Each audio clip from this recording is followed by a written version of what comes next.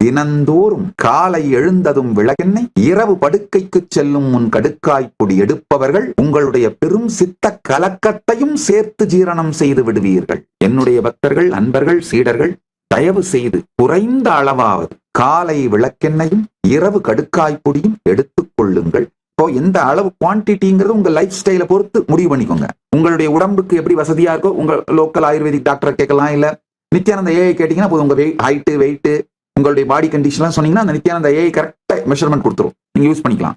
ஆனா காலையும் மாலையும் விளக்கெண்ணையும் கடுக்காய்ப்பொடியும் உபயோகியுங்கள். உங்களுடைய சித்த கலக்கத்தை அது ஜீரணித்து விடும். வெறும் உடம்புக்கு லாக்ஸேட்டிவா மட்டும் நான் அதை கொடுக்கல.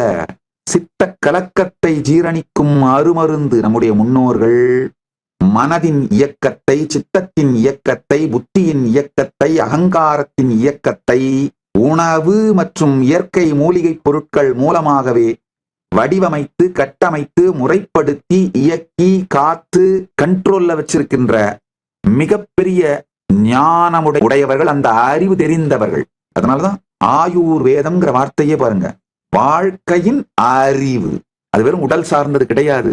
இந்த ஒரு பாடலை படிச்சீங்கன்னா புரிஞ்சுக்கங்கய்யா. வான்முகில் வழாது பெய்க, மலிவலம் சுரக்க, மன்னன் கொன்முறை அரசு செய்க, குறைவிலாது உயிர்கள் வாழ்க, நான்மறை அறங்கள் ஓங்க, நல்தவம் வேள்வி மல்க, மேன்மைகுள் சைவ நீதி விளங்குக உலகமெல்லாம். இதுல சொல்ற அத்தான பாயிண்ட்டும் சைனர்ஜிட்டிக்கா ஃபங்க்ஷன் ஆகிறது. அதுதான் சனாதன இந்து தர்மம்.